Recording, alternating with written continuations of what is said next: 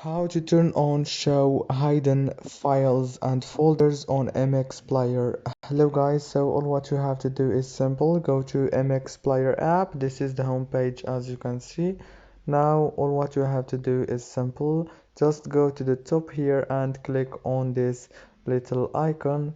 Click on it like this and now go down and you will find show hidden files and folders. Click here and it's turn it on successfully.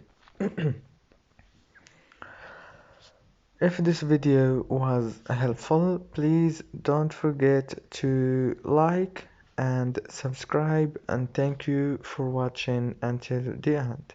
See you in the next videos.